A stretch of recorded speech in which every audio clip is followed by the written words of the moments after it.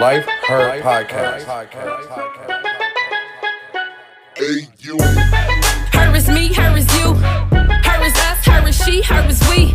United we stand, baby, that hurt for keeps. I'm coming and I demand my space, I know it's free. I owe myself the world, they tried to count me out. I've been down some dark roads, they tried to pound me out. From cloudy to sunny, ain't think that I would make it out. I needed positive emotions to fill me out. God, I'm so honored and blessed. Thank you for the opportunity.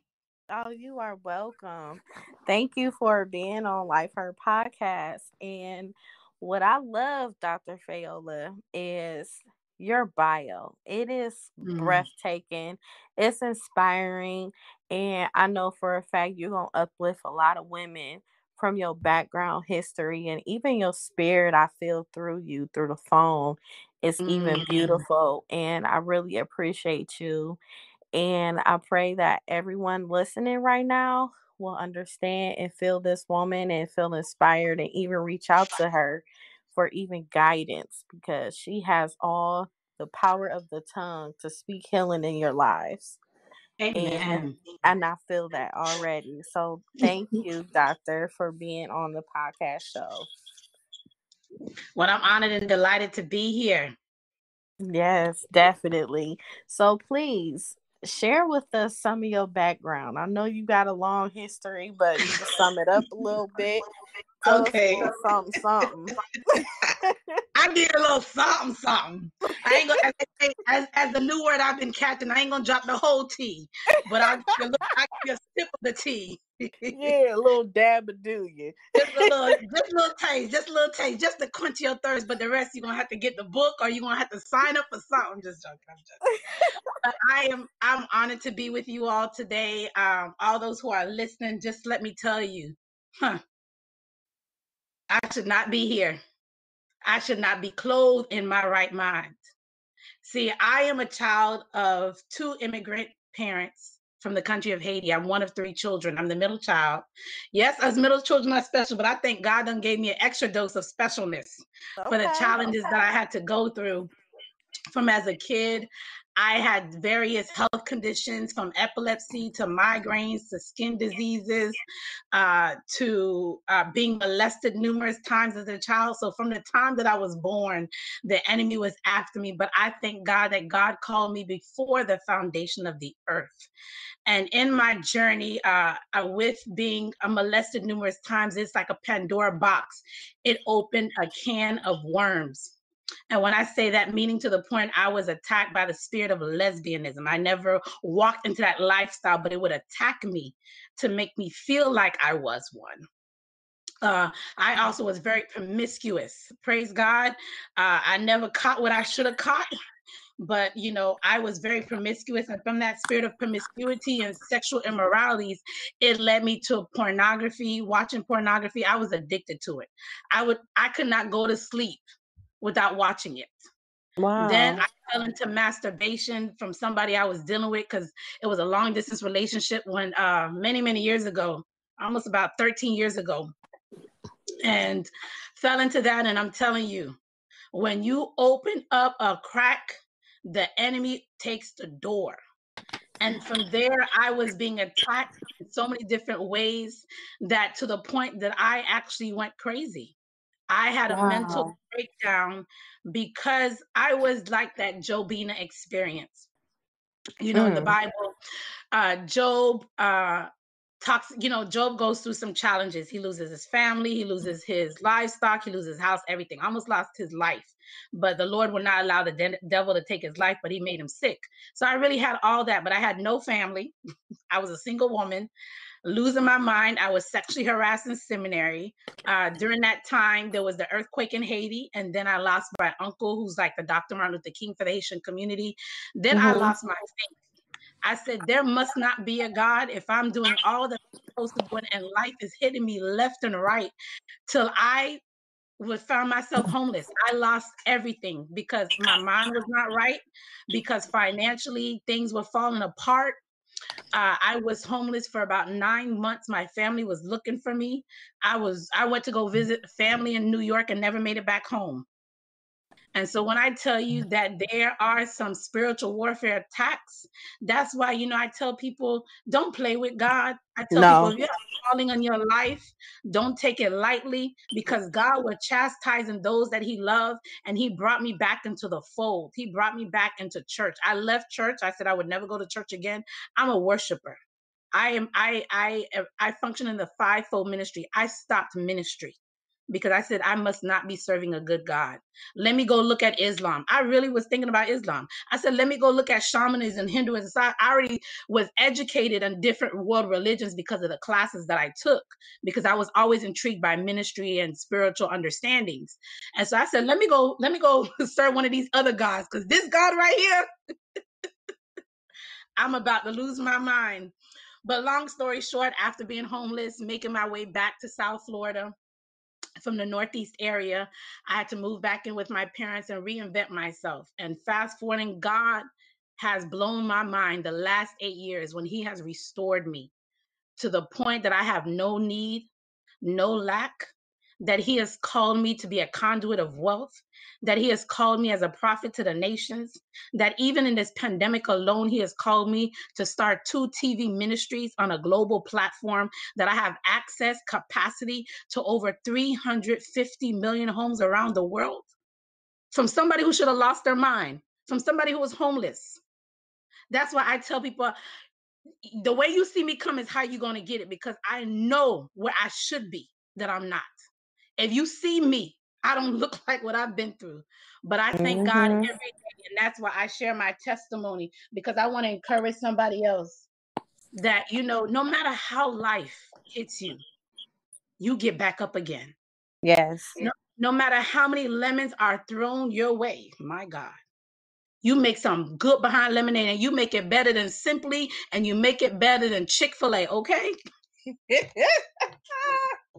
Yes, definitely. And one thing I could say from the history that you had as far as molestation, porn, masturbation, lesbian, sexual harassment, homeless, from all of those things, what I admire about you out of all that you've been through, because I never knew this. Mm-hmm. So People be surprised. Yes, seriously, because looking at the fact that you are a doctor now, and you started your career as a licensed practitioner nurse in a high school while getting your high school diploma. Mm-hmm. At the same time, that ain't nothing but pain into power. Mm. You I knew need to what tweet that one right you there. were I need a getting ready hashtag to that. do. Seriously, and that's so powerful, because even though you went through all of those obstacles in life and those trials and tribulations, you still found your purpose. Mm. And it's a lot of women that are listening today, they need to understand it doesn't matter what you go through in life. It has to be a way that you find your purpose, start loving yourself and value yourself and know who you are to continue to move forward, because you are that walking testimony, doctor. Seriously. Mm. You definitely are. And I applaud you for even accomplishing so much in time, for it, just for you even going through that. Girl, I had my mouth open like, what? Like I couldn't believe it, because it's just so much you have done, like Yeah. so much giving back you have been doing and everything. Well, sometimes I have to even remind myself my own testimony. Yeah, seriously. Well, sometimes when we remind ourselves, it gives us another boost of energy to keep going too. Yeah, yeah. It Be really like, oh, does. shoot, I came this far. I need to keep going. I know that's right. What makes you the most proud of yourself? What makes you most proud? Wow. I would say what makes me the most proud is 2 awards that I've received in the last year. The first one is getting an honorary doctoral degree in ministry, because I did attend ministry to be trained in ministry. for 2.5 years, and that's when I was sexually harassed. So I did not get to finish my degree. So to have an institution, to see it as worthy, not based on my academics, not based on my papers, not based on my grades, not based on my quizzes, my thesis, my dissertation, but based on my life, based on me being faithful to the assignment that God has given me as an apostle, as a fivefold ministry leader, walking in the prophetic and the apostolic. So I'm truly always going to be grateful to Dr. Blanche Davis, who's the president of Trinity School of Theology, and as well as my mentors who nominated me, Dr. Marie Etienne and Dr. Constance Miller. And not only that, not only did I get an honorary doctoral degree, they also ordained me as a pastor. Wow. Yeah, I And these are saw not people that. that I was trained under. These are individuals that saw my work from afar. Wow. So that speaks a lot. And some people are like, well, you Yeah. got an honorary doctor. I said sometimes an honorary doctor it holds more weight than an actual doctor. And I'm not taking credit away from those who were trained and went through school. I eventually will go and get my doctorate in nursing or leadership or business. But for someone to look at your life and say you equivalent to that capacity, that's a terminal degree. That's not an easy plight.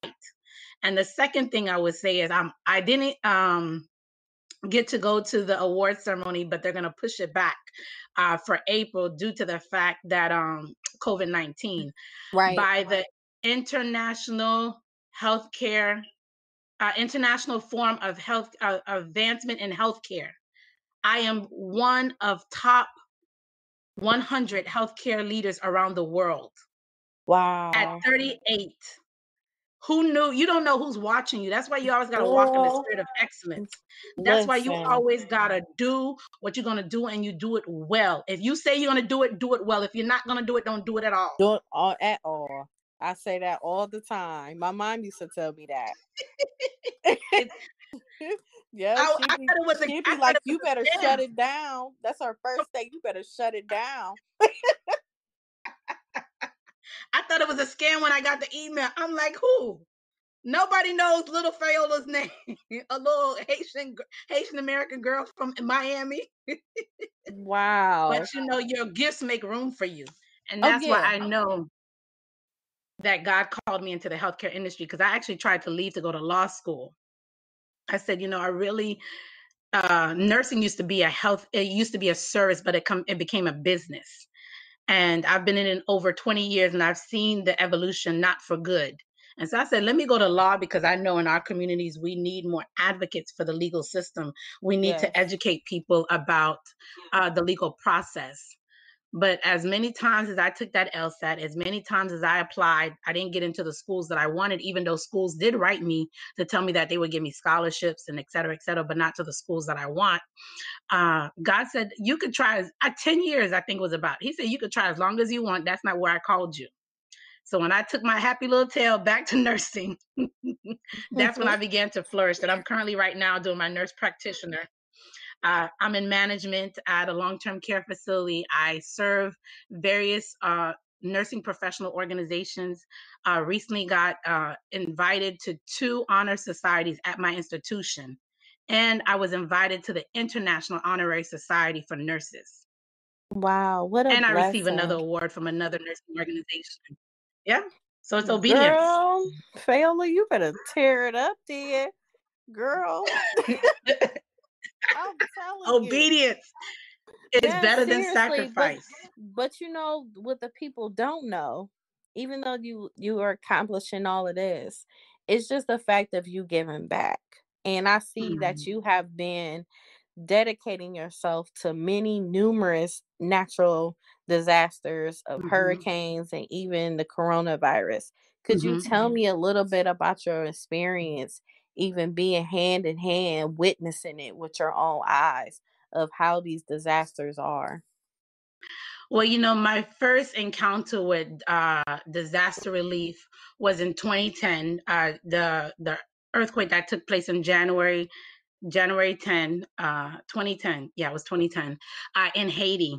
I was actually in seminary, and the funny thing is, I was fasting, and that was my last day of my fast. the day the earthquake happened, or the day before the earthquake happened. And I said, okay, my fast is over, God. And he said, no, you can't be released from this fast. So I'm moaning and complaining because sister hungry. I said, God, I did my assignment. But little did I know that in the spirit, I was interceding for a nation that I was not born in, but I'm connected to, because I was born in Miami. And so that next day, I was in class.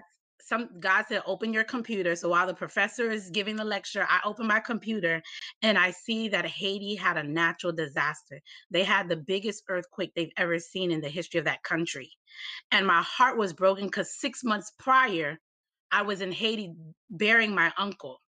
And we went to the White House because the president had called our family to give condolence. So we ate with the president of Haiti at that time. I just walked through the White House. We were walking through all these big places in the country because they knew my family and they were giving condolences and respect to my uncle who had passed away. And so to see that same place that I had placed my foot in, was broken in half, literally. I remember it was on Yahoo, because I had a Yahoo account at that time. It was on Yahoo.com's front page, and I saw the White House in Haiti torn in half. Wow. And my heart, I felt like a woman who had given birth and lost her baby. And I was like, God, why is this connection so strong? First of all, I don't know what it's like to be a mother, but that's the feeling that I felt. And so, of course, feeling all these emotions, I was like, okay, what do I do? Do I go there? So I got my church involved. At the time I was living in North Carolina. So I asked my pastor, I said, hey, this is what's going on. And, it's all about being at the right place at the right time. Yes. Because I was a board member of the nonprofit foundation connected to the church, that I had a say so. That's where you got to be careful where you place your feet, and where you got to be careful how you conduct yourself. That I was the youngest board member of this organization, that they listened to me when I said we have to help the country of Haiti. And so over 5 years, they donated $50,000 and they told me to go and do an assessment. So I didn't tell my family I was going, because if I would have told them, they probably told me not to go, because it was like maybe a week right after the earthquake, few days to a week after the earthquake. Okay. So I called my cousin, who's a doctor, and I have cousins who are in politics or in government. So I called them and let them know so they could, position me properly and let me, get movement around and stuff. So I went to Haiti. It took me 5 days. I lived in North Carolina. I had to drive to I lived in Charlotte. I had to drive to Atlanta. From Atlanta, I had to take a plane to Puerto Rico. From Puerto Rico, I had to take a plane to Dominican Republic. From Dominican Republic, I had to take a 12-hour bus ride into Haiti. Wow. And so to walk around and kind of do the assessment, coming back and letting the church know. So over the 5 years, they gave the $50,000. So that was my first experience, but that was my worst experience, because there was so many spiritual encounters that I had that I did not realize, because after coming back, I was getting beaten by the devil on every side. Yeah, so I was going to ask you, did you experience that? Because, after you being there and witnessing so much and helping so many people, you end up becoming under attack. Correct. And over. I didn't know that, because I was not educated in spiritual warfare.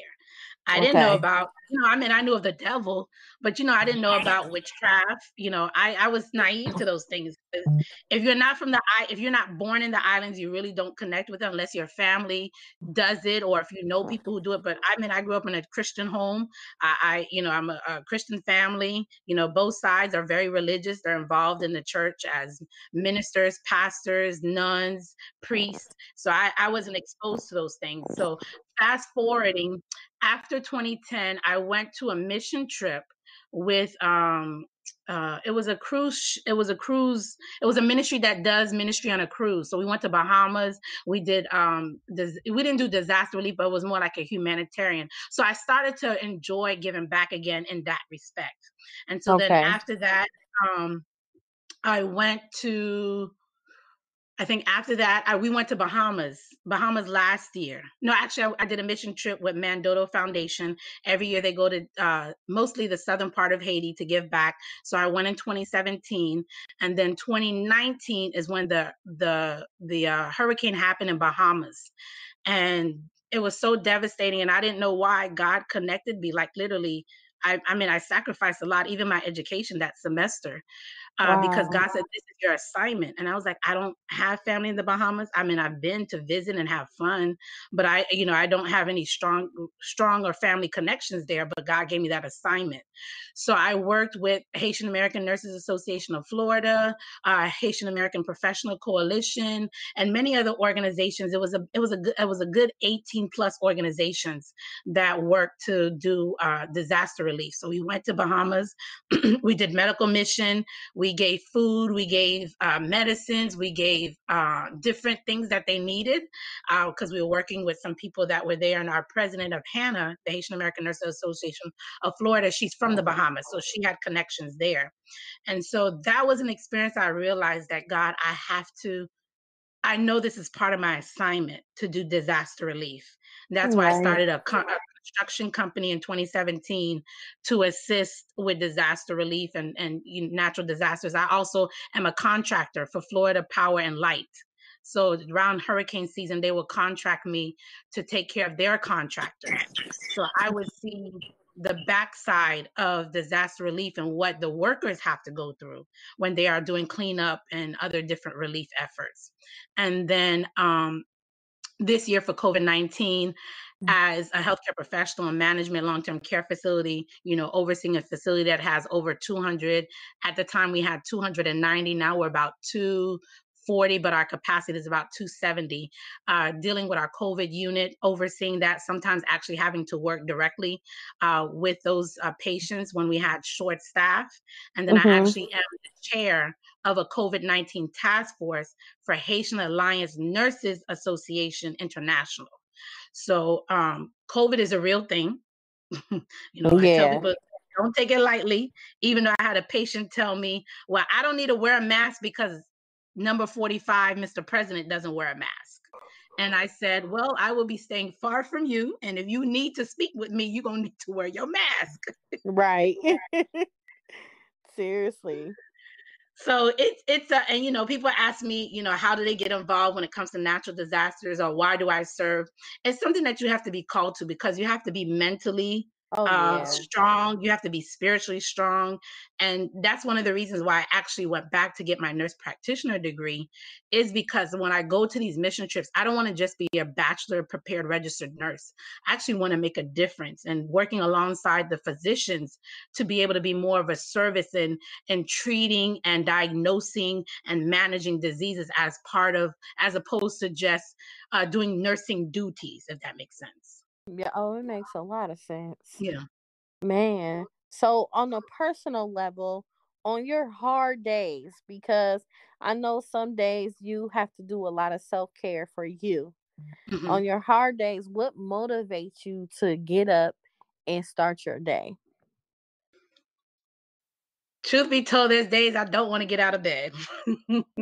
Yeah, I figured that. So what pushes you to get up out of it? Glory. Well, I'm a worshiper. I love music.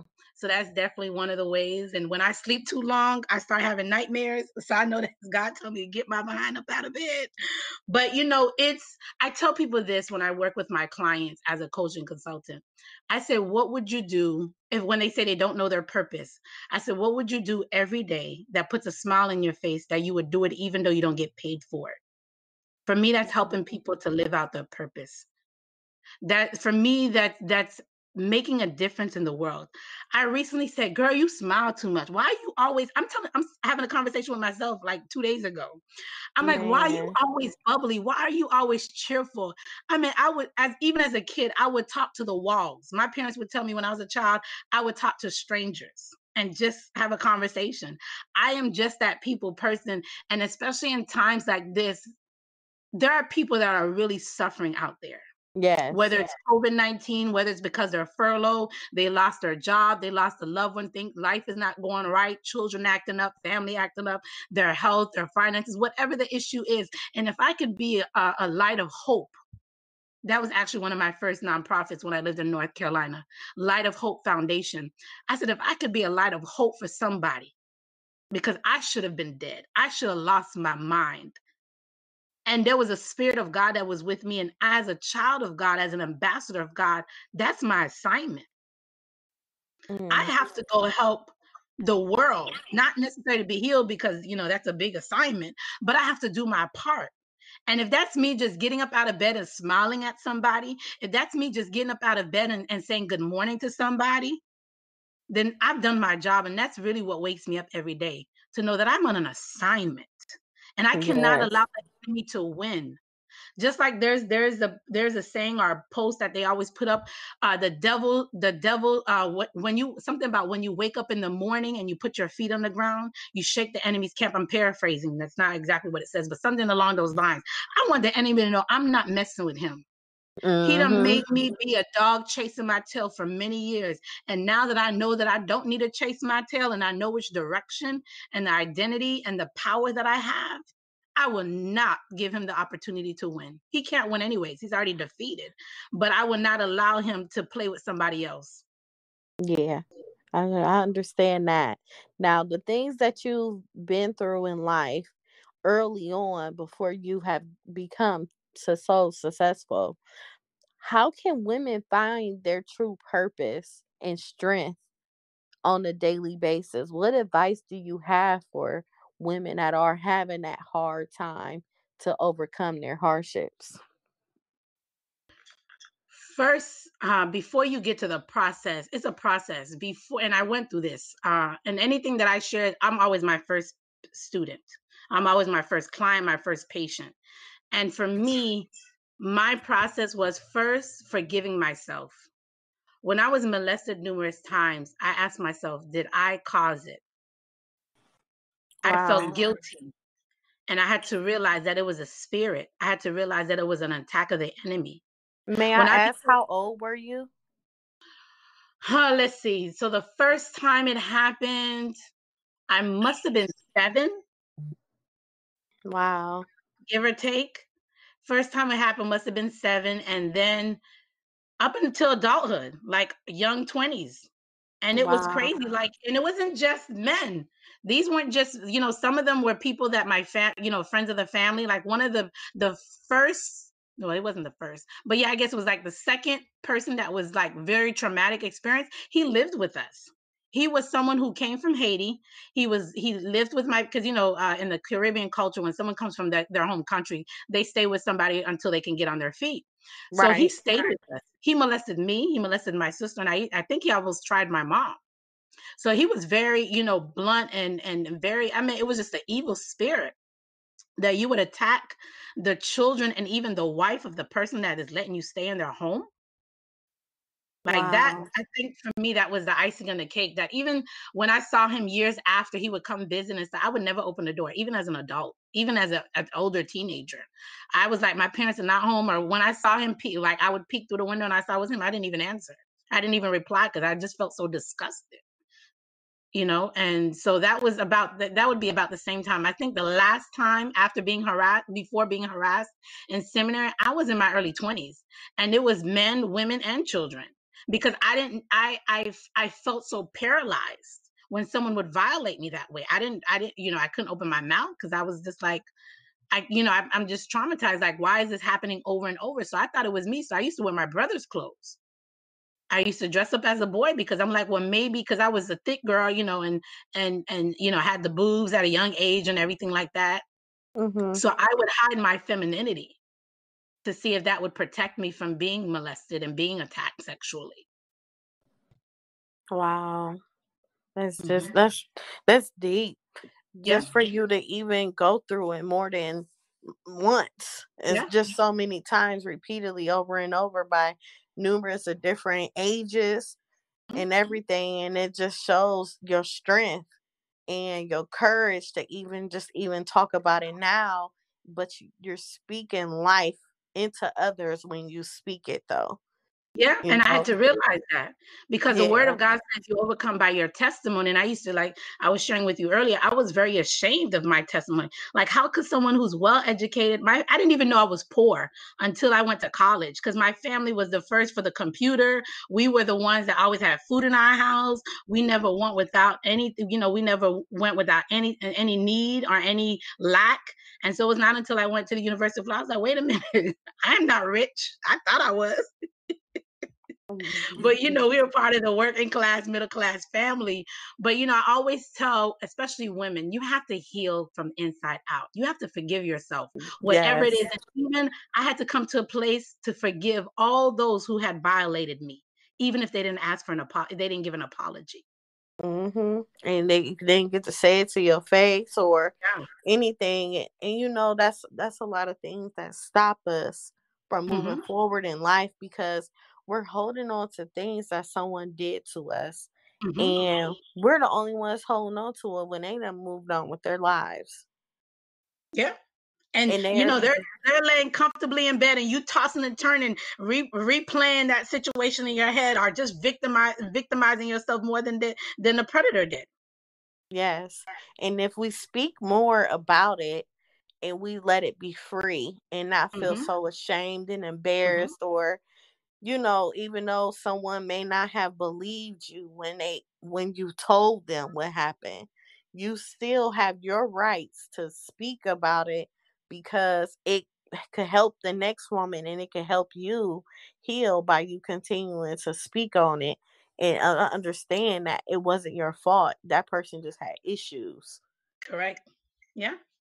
And so once you heal, that is the first step. Forgiving yourself, forgiving those who did you wrong, whether they give an apology or not, healing from it. And then after you are healed, because you have to be healthy and whole, because if you continue to walk with your scar, you will always have your scars, but if you continue to walk with the baggage that your experiences have given you, you can never live out your full potential.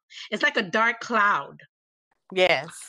When it's filled with rain, it becomes dark because the precipitation, it changes, it metamorphs into something else. That's why there's a scientific research that was done. When you have two glasses of water, one that you would speak positive into, and another one you would speak negative into, the one that was negative, it turned black because the vibration would change the molecules of the water, of the H2O, of those chemicals.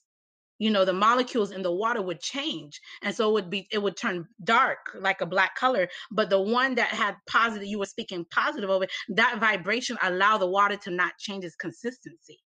There was Hmm. no change in the chemical structures of those molecules. And so we have to understand it's the same thing, that if you continue to walk with your baggage with a chip on your shoulder, you're never letting your scar heal. So it's always going to be an open wound. But once you can heal because wounds heal from the inside out, not from the outside in. So you have to do the internal work. For me, I had to go to sabbatical. Some people may have to do counseling. Some people may have to actually speak to a therapist or psychologist or psychotherapist or a psychiatrist. For me, mine was going I always say, the joke is, I paid $60,000 in seminary to sit on Jesus' couch, because that's where God did his work for me. But everybody has a different way of their process. And so once I got past, healing and realizing my story and the challenges that I had, then I started to see where I can identify the common threads in my life to understand what is my purpose. Yes, I'm a Yes. nurse. I was told that I'd be a nurse since I was a child, but what is my actual purpose besides my profession? And that's That's where I sweet. tapped into being a coach, a consultant, a speaker, an author. God has blessed me that I've won international awards on all those levels. God has blessed me that I've written 8 books. I'm working on my 9th and my 10th book. And it once you find your purpose, it's like a faucet. Once that purpose, that you turn the purpose on, man, it's like you're Oh unstoppable. yeah.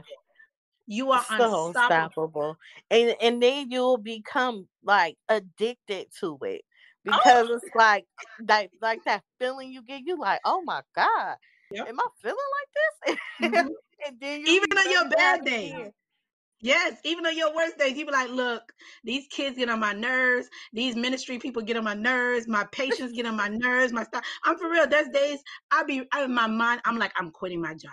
I said, today is the day I'm giving these people my paper. I mean, I go into the job sometimes just hyping my own self up so I could be upset. And I come in, a staff member would tell me a joke, a patient would say something funny to me, and I forgot why I was upset. I forgot how bad my day was, but I know I'm living on purpose, because when you live on purpose, nothing can stop you. You're unstoppable. When you find out what those common denominators are, once I started to realize, like, hey, even in my worst days, I had strangers come up to me and tell me the worst stories. I'm like, who are you? Why are you telling me? And this Right. is, I'm like, really? I'm like, I got my own issues. At the time when this first started happening and I started to make the connection, I had just moved back to my parents' house. I didn't have a penny to my name. If I needed to put gas in my car, if I needed to make sure my account doesn't go negative, I had to ask my parents for quarters, nickels, and dimes. My parents were giving me rolls of coins. Wow. At 30, after I lost everything, I had to come back home. And I remember one day my dad told me, why don't you just go to Walmart and get a job? I was offended. I was like, Because that wait. wasn't what you wanted. I mean, because they were getting, because literally every morning, it was like, I was like a kid all over again. Every morning when I woke up, I would get dressed. I didn't know where I was going, what I was going to do. And I would ask my parents for money at 30. And I Wow. guess they were getting tired of me knocking on their door, asking for money. That's the response he gave me one day. And I was offended, but I knew I was on an assignment. I knew there was Mm-hmm. purpose, because I said, God cannot make me ashamed this way. That out of all my parents' 3 children, that I am the one to make them ashamed. That I am the one that has to come back and ask my parents for quarters, nickels, and dimes with 2, 3 degrees from the greatest institutions in the world. Something's not right. But once I started to tap into my purpose, my God, I didn't care if my dad told me that 30 times. I said, can I have my quarters, nickels, and dimes, please? Because I knew God was doing something on the inside of me. I knew he was shifting me. He was changing my focus, my perspective.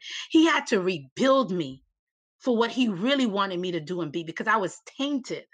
Mm-hmm. I was, because John Locke, who was a theorist, was he a theorist? Well, anyways, John Locke had a theory that we are white blankets when we born into the world, and it's our experiences and the things that we come in contact with that writes out our tapestry, that writes our story. It's just like I'm looking at this Word doc, and it's a blank paper, but once I start typing, that's when I see the letters come up. And it's just like your life is typing on your white paper, the white paper that is your life. And that's how you have your behaviors, your thoughts, and all these different things that make you the person, the character, the personality. But God said, I had to cleanse you so you can know your Yes. true self. That Take is out so the true. trash. That is so true. Oh, goodness. You definitely speak in life. It's a And many so once women. you no, because there's because some of us, unfortunately, when you're not living on purpose, you're not living out your assignment, you are walking dead. Yeah, it's like you a whole zombie. You done took the words out of my mouth. A whole Literally. zombie. That Just was the trying next. to, yeah, and trying to figure out who you are. And you so mad at everybody else Mm, off your own life when you mm, need to mm, be mm. mad at yourself and figure out what your purpose is so you can make things happen. Dr. Miles Monroe said, before I leave this earth, I'm going to empty out myself. And I tell you, that day that great man died, it was a rainy day in South Florida. And I woke up in the middle of the night, my spirit was crying. And I said, why is my spirit grieved? Why am I crying in the spirit? And God said, just pray. So I started praying. I prayed until I fell asleep. Then I woke up that next morning, or later that morning, and I heard the news. And God said, his mantle has been released. I'm getting goosebumps as I'm sharing this. He said he died because his purpose was completed. He Wow. emptied out himself. Him, his wife, and I think it was like a few other people from his ministry or his friends or something that died in that fatal plane crash. And he said his assignment was completed. And he said, and I was like, well, why? I mean, I was not not like I was a fanatic of Dr. Miles Monroe. He's a great man. I love his books and his messages and his thought process. But I was not like close to him as far as following him every day. I would listen to him once in a while. And God said his assignment, his mantle was released on the earth, and it was scattered That is just like Elijah when he was taken up by the fire chariot. Yes, by Yeah. the fiery chariot. It's the same thing, Mm-hmm. because he had to scatter his mantle on the earth. That's why he died the way he did. And I said, my God. And I said, that has been my philosophy now. I want to leave this earth empty. People say I do too much. People say I'm all over the place, but I have to get comfortable with myself. And that's why I tell women, know who you are. Know what your gifting and talents are. When you know your purpose, you don't care what they say to you. No, you Just don't. keep going. You keep moving. You keep thriving. So once you heal from the inside out, once you start looking at the common denominators, because like I said, people kept telling me their stories and then they asked me what to do next. And I was like, I'm dealing with my own issues. But I realized there was something that they saw in me to come and tell me things that they never shared with anyone else, things that they were going to take to their grave. But they saw something in the inside of me to share with me, and then they would ask me my opinion, my advice, or give them suggestions, whatever. Then that's when I realized, not just as a counselor, because I was going to seminary for pastoral counseling, but as a coach and a consultant for the secular world, to understand that is my connection. That's why I had to go through what I went through. Because I can't help you overcome homelessness if I've never been there. I can't help you overcome sexual abuse if I've never been there. I can't help you overcome bankruptcy or financial issues if I've never been there. So I had to go through all these experiences, not for myself. And once you realize all that you've been through was never about you. No, It was it's about for other you to help people. the next person. Correct. Then you move past the pity party. Because I would tell you, the day God literally called me out of darkness, I was sitting in my parents' house and it was dark. No one was home. Because when I moved back to my parents' house, I had the biggest pity party. You know, there was times they would look at me, they was like, did you take a bath? Did you brush your hair? I mean, I was a hot mess. And they knew something was wrong, because I'm not flashy, but I like to keep myself very nice. And they knew I was not myself. And I tell you, this one day, nobody was home. I heard someone call my name, and I'm walking around the house. It was pitch dark. And I said, there's no one here. Maybe I'm hearing things. Now I'm already depressed. I said, maybe I'm psychotic now.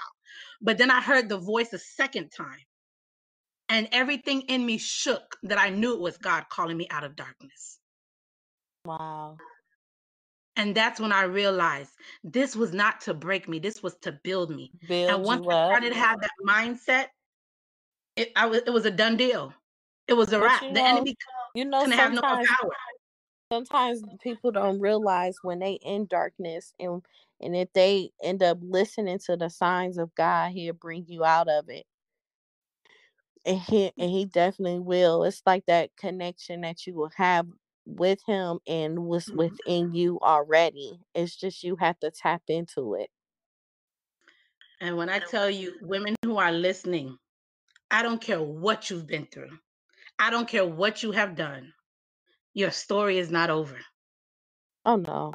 This too shall pass, and it Yes. shall work for your good. That's what the word of God says. He said all things, not some things, not the good things, not the bad things, not a few things. It says all things, ALL, shall work for the good of those that love the Lord according to his riches and glory in heaven. And so I want to encourage you, if God can use a little girl like me to do his work, imagine what he can do for you if you go through those steps: healing, finding your purpose. And once you find that purpose, don't listen to anybody to stop. There was times that I had to ignore my parents because they Yeah. didn't understand the They don't assignment that God has understand. given me. Yeah. A lot of people won't understand. My mom used to do the same thing of trying to tell me, even though on a lot of cases she was right. But it's just the fact of me living that purpose and witnessing and being a testimony and helping someone else with it. And that's just that moment of it. What is one thing you wish more people knew about women's superpowers? It's transformative. And I say that because in my 20s, it was a different decade. But in my 30s, you can't tell me nothing, okay? I was like, look, I thought I was a bag of chips in my 20s. I'm a bag of chips times 2 with icing on the top and a bling bling on my finger. Okay, You like, better say it. and it's just the same thing with the seasons of life. Women's Mm-hmm. superpower. Do you know? Ooh, I don't want to get deep here, but women, do you know what you carry? You carry the seed. The man Mm-hmm. may give you the seed, but you carry the seed. And I'm not just talking about birthing children physically, but whatever God has placed on the inside, you carry the seed. That's why Eve is when you turn it into the Greek, I believe it's Greek, it means life. Mm-hmm. You bring life into the world. You bring life to wherever you go. I don't care if you used to be a stripper. I don't care if you used to be a drug dealer. I don't care if you were incarcerated. I don't care if you murdered somebody, because all sin is the same. So we just gonna put that out there right now. So you could tell the enemy he could stop lying to you, because if God can do it for Paul, who was Saul and who murdered people, if he could do it for David, who became king, who was an idolater, who was a murderer, who done all these different things, God can use you no matter what mess you've been in, because he's going to take your mess and make it a message. He's going to turn your ashes into beauty. And so I speak to you, woman. I speak life into you. I call you from the dark place that you have been in, whether that's depression, whether that's self-doubt, whether that's having your pity party, whether that's feeling inferior, whether that's waiting for validation, whether that's waiting for love for a man or a woman. I speak to you and I call you out of that dark place. And I tell you to come into this light that God has for you. Come into the good things that God has ready prepared for you. Because for such a time as this, every woman under the sound of my voice, you have an assignment from God, and it shall manifest and come to pass. God is not a man that he should lie, and his word shall not come back void. And as I say that, he said, what I called you even before the foundation of the earth, what I said you would be even before you came out of your mother's womb, your life choices cannot deter God's plan for your life. It may be a detour, but it's just like, especially here in South Florida, every time you turn around, they doing construction. God is going to reconstruct you. God is going to put you on a construction plan that when he builds you, it's going to be for his glory. He's going to take your ashes. He's going to take the things that you've been through, and he's going to, just like Jesus spit into the mud to make that blind person see, God is going to take the mud, which is the mess of your life, the poor decisions that you made, the experiences that you had in life. He's going to spit in it. He's going to breathe life into it. He's going to breathe his Ruach Kadesh, the Holy Spirit, into it, and it's going to let you see who you really are. Mm-hmm. Girl, listen, you done spoke life into me too. Come on now. Because that's what it's all about. I'm not a feminist, but I tell you, this is the woman's year. This is the woman's season. Whether you voted for, our vice president elect or not, I believe there's a prophetic. God is doing something, because women have been put in a back burner for far too long. God said there's so much greatness. There's a woman in her life. God has put greatness. Mm-hmm. And you are the one holding yourself back. It's not anybody else. You better stop blaming others. Come on. There's a point you can't blame my parents are from a third world country. When they came into the United States, they didn't know about American ways and the culture. So I lived in a predominantly white neighborhood, and I would see these kids, Danielle and Sarah, they be hugging and kissing all over their parents. They be saying, I love you. It was the age of 10 that I mustered up enough faith to tell my mom I loved her for the first time. Because in the Caribbean culture, especially the Haitian culture, they're not very affectionate for the most part. There are some, they may be, but my parents weren't affectionate. They believed, they gave you a roof over your head. They make sure you get a good education. They make sure you had clothes on your back. You never needed anything. They saw that as love, but they didn't realize you have to be affectionate. This is the American way of life. And once I realized that I had to change my perspective, I could have fault my parents from where they came from, what they know, because that's all they knew. That's all they've been exposed to. But now it's my assignment now, as my eyes have been opened, as I have a deeper understanding of cultural things, I have a deeper understanding of the things of God, that I now have the consciousness that it's now my responsibility to know right from wrong, not my parents anymore. So, your mama issues, your daddy issues. I don't care if you're 20. I don't care if you're 30, you're 40, 50. I don't care if you're in your 70s and you still got parent issues. It's time to throw that out the window. Yeah, you just can't keep dragging it along. It's like making an excuse to find pity. Yeah. Yeah. And some after people do it unconsciously. after so long, it can't work for you. It won't work for you. Because if God has moved forward for you off the things that you sinned, you should be able to move forward off things that someone else done to you too. That's why the Lord's Prayer says, Our Father who art in heaven, hallowed be thy name, thy kingdom come, thy will be done on earth as in heaven. Give us this day our daily bread and forgive us our trespasses as we forgive those who trespass against us. Your prayers will be hindered when you don't forgive. Forgiveness is one of the number one reasons why people's prayers are not answered. Forgiveness is the number one reason why people's hearts are hardened. Forgiveness is number one reason why people are not living authentically as believers of God. Yes, and you got to forgive within. Once you say, God, I forgive and all this and that, you can't backtrack and regroup the whole forgiveness. We and be good for that. And talk about that person again and just doing it all over again. And you just backtrack. You got to start all over from square one. So go ahead, march on back to one until you move on up again. Come on. Because you be so your close. blessings.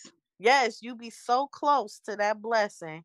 And then your tongue and your actions will get you in trouble. That's why you got to be careful what you say, because your tongue has the power to speak life and death. It do, and it may not. Who you have in your circle. Oh yeah, and this definitely. season, God is showing me you got to be strategic, because some people say they love you, they don't really love you. No, some people they just say love what you could do for them. Come on now. They love what you can do for them. And some people just like to witness your blessings because they're praying on your downfall. But you don't know certain blessings are being stopped because they are still in your life.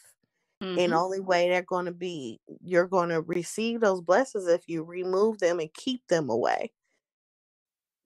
Let me tell you, there was a point that I even had to keep my parents out of my business. Girl, oof. And I still love them. I had to love them from a distance in a certain season of my life. Now we good, but there was a season I had to literally love my parents, and it hurt me. But just like Jesus, he said, those who do my Father's business are my mother and father. When Jesus was looking for him, and he was doing the Lord's work by sharing the message. What's so funny? Who's my mama and daddy? I don't know who you're talking about. Sometimes our parents, they have lived in fear so much. They place their fears upon us. Yep. And don't want us to do certain things because that's not what they used to, or the things they've been through. They want us to avoid that part. So sometimes their protection can be distracting too. And let you learn along the way so that you could figure things out. But we gonna listen to them because sometimes they do be right. But at the same time, let me bump my head a little bit. Yeah, you have to. And it's not that they don't mean well. Sometimes we have to realize sometimes God will not. Well, how should I say this? Sometimes people won't understand what you're doing because God did not reveal it to them. Yep, and it's not their journey. So you just have to be wise in this season. You're gonna have to let some friends go. You might have to let some family members go. You might have to let your boo thing go. If your boo thing is not helping you to be better, and they're not speaking into your life, let me tell you. Oh, I'm getting real personal right here. I had an ex who said, you should think about doing certain things like going to nursing school, because I was at the time trying to go to law school. He was like, you should there was some other stuff that he was telling me that I should do, and I was like, no, I was that woman that knew what I wanted to do and whatever, and I was like, no, I am not. I do beauty pageants, so I've never represented Haiti. He's like, yeah, one of your beauty pageants, you should have a title representing Haiti. I was like, well, if it happens, but it's not something I'm chasing for. And then it was something else he said that I should do. And I was just like, having my little sassy self. What did I end up doing? I went to nurse practitioner school, which I'm in right now. I am Miss Haiti Excellence 2020. And I'm trying to think what the other thing he has said. When we were dating, we had these conversations. And we have to realize the men who are in our lives, I don't care how good he look. I don't care how much money he make. I don't even care how he makes you feel sexually. I don't care how big his thing is or whatever rocks your boat, whatever is good for you, make you feel good. If he's not speaking into your future, if he is not speaking to make you a better person, you need to cut him off. Mm-hmm. Because now in hindsight, I'm like, this man was speaking all up in my future, encouraging me to be this better woman that I am today. But I got my plan. This is what I'm doing, whatever. I wasn't trying to hear nothing. It was like, no, no, no, no, no. And look at, it came to pass. So if your boo thing, I'm not saying your husband, if you married, you got a husband, you need to pray on it. I'm not telling you to divorce your husband because all these, sometimes we just got to pray for the men. So you go in your prayer closet, you handle your business, but you look at yourself first. Don't just say everything is your husband, because just like it takes two to tango, they say, it takes two when there's a situation. Somebody may have be the bigger problem, but both of y'all are the problem. Whether that's your response or whether it's your initiation or your response to the situation. But if you are dating someone, they are not encouraging you to do better, they're not encouraging you to be better, then you need to ask yourself, is this person really good for my future? Is this person really good for my soul? I would tell you, one time I was dating this other guy and I was talking to an older lady and she was like, the guy you dating now, if you married him and he never changed, would you accept him the way he is? Do you know I jumped out of my seat? I ran around the people's hotel screaming and crying. Ooh. That next day I broke up with the dude. I was like, wait a minute. I can't be with no deadbeat. Take the money out of my pocket. And we only been together. Seriously. We only been together for 2 months. I said, I broke up with him the next day. Exit right to the left. Come on now, because I needed to upgrade myself. Because when she said it, it hit something in my spirit. It's like, Fayola, wake up. And I'm going to tell the truth. I know this relationship was not good. This was like last year or the year before, about a year or two ago. I knew this relationship was not good. But I was like, well, maybe I'm putting my standards too high because I've been single for far too long and I'm trying to get married and have kids, whatever. I'm like, well, maybe, his life would change. Or maybe no. The same way I see him, and regardless if he has potential or not, if I married him today and he never changed, will I be okay with who he is? I say, hell to the no. Man. I don't know how we got here, but somebody needed to hear that. Yes, definitely. I'm dropping all the tea. Y'all ain't getting sips. Y'all done got 2 cups of tea already. A whole gallon. Come on now, for real. I'll make sure I send an invoice to each one of y'all listening. I'm joking. I have a sense of humor. Please don't take me seriously. I have a sense of humor. Please don't take me seriously. It's okay. Well, Dr. Fayola, I really appreciate this conversation. I appreciate the knowledge you shared, the testimony you shared, the education, everything that about you. It's amazing. It's empowering. Keep going. Thank you. I love every moment of it. We definitely gonna have to keep in touch. I really appreciate you. Of course. And I think you have an event coming up next year. Yes, hopefully. No, it will happen. Just keep me posted. I love to support anywhere I can. Yes, definitely. I really love that. Yeah. And I want to share this opportunity, as I'm so grateful for having the opportunity to share with you all and encourage you. It's one thing to be moved. It's one thing to be inspired. That's why I'm starting to shift away from motivational speaking to actually transformational speaking. Because I don't want you to just hear my story and my testimony. Oh, wow, that's cool. I'm encouraged. I'm inspired. But then after tonight or tomorrow, you go back to the same life. So I would like to share an opportunity with you. I just recently launched a group coaching program. It's called Winning in Life with Coach Fayola, and it'll be working with me. It's a group coaching program, so it's not one-to-one, but there's opportunities to do one-to-one coaching if you like. But with this group coaching program, it's only $25 a month. The first month is $50 because there's an administrative cost of $25, and then it's a $25 monthly fee. I will waive that $25 monthly fee, and all you have to do is pay the first payment will be only $25 instead of $50. And during this process, it's an opportunity, whatever area of your life you want to work on.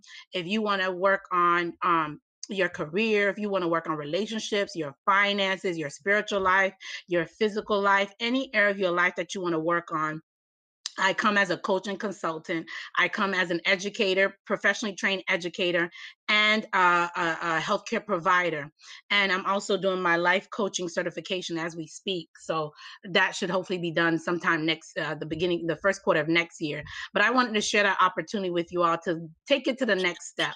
Let's win in 2020. We still have about 45 days, give or take, for 2020 still be the best year of your life. Oh, If I could yes. tell you what God has done for me, if I could test, this is nothing. I didn't even tell you what God did for me this year alone. I gave you the backstory. But if I gave you the current story, you wouldn't believe me because I can't even believe it myself. The only time that I know I'm in a pandemic is when I'm at work. But when I'm at home handling my business, I forget that there's a pandemic taking place. That's how God has been blessing me. And also, to be prepared for 2021. Don't wait until December 31st or January 1st to do your New Year's resolution. Start now having a game plan to know what is 2021 going to look like. What do you need to do to position yourself properly? So I wanted to share that opportunity. Once again, it's Winning in Life with Coach Fayola. It's a group coaching program. I'm waiving the administrative fee. So instead of paying $50 for the first month and $25 afterwards, because it's a monthly subscription, you will only be paying $25 a month each month. And so I hope you take advantage of that opportunity. You can go to coachfayola.com. That's COACH, F as in Frank, AYOLA.com. You gives you the information. You know, we're going to do marketing opportunities, discount on event services, everything that I've been able to do and master. I'm going to share my trade secrets with you. I'm going to share my contacts with you. I'm an international award-winning speaker, international best-selling author ×2, #1 Amazon best-selling author ×2, international healthcare professional, international award-winning beauty queen. I mean, the list goes on and on. I've mastered success, and I want to share my success secrets with you. So I hope you all would take advantage of that opportunity. Yes, y'all better. Shoot. For real, period. Yes. Because listen, who wouldn't want to be mentored by someone just so amazing? Especially your spirit is beautiful. It is so Thank you for you beautiful. as well.